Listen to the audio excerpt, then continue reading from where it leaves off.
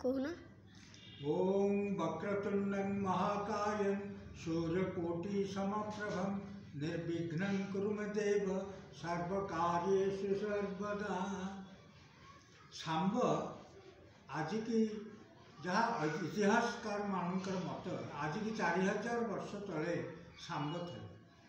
सांब कृष्णपुत्र सांब को पाइबा भगवान कृष्ण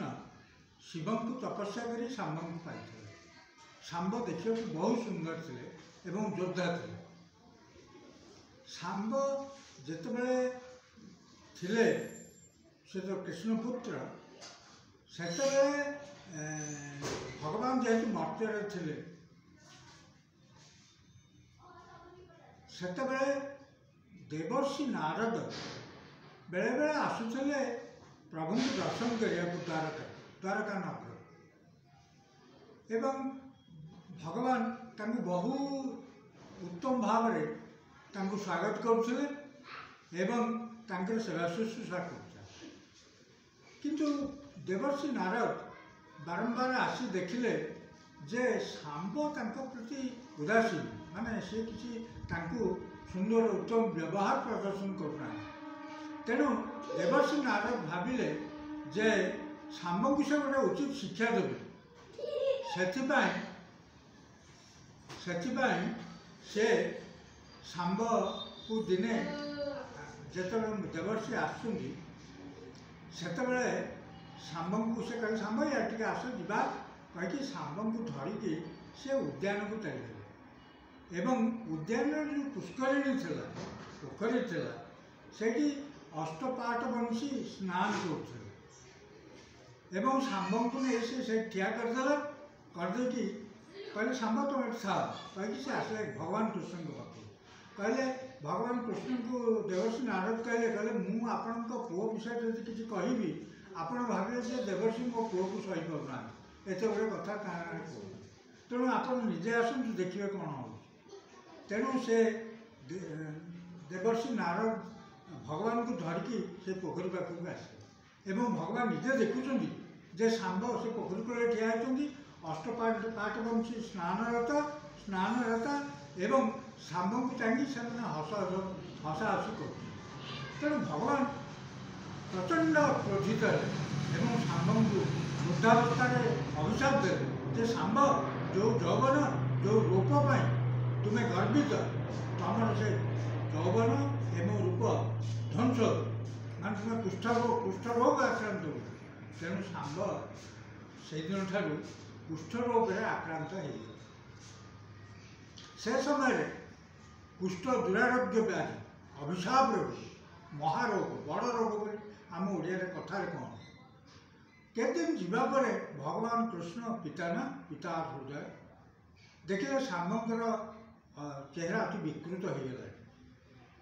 दिने देवर्षि आस्था भगवान कृष्ण देवर्षि नारद को कहले आज्ञा सांब अवस्था अति खराब आपण कापाई कि गोटे किसी करंतु। देवर्षि कहले ठीक अच्छे उपाय अच्छी ना कौन ताल कहतु ना उत्कल खंडरे कलिंग राज्य भगवान सूर्यंकर जन्मस्थान कौन अर्क शब्दर अर्थ है सूर्य जमी शनि सिग्नापुर शनिकर निज राज्य से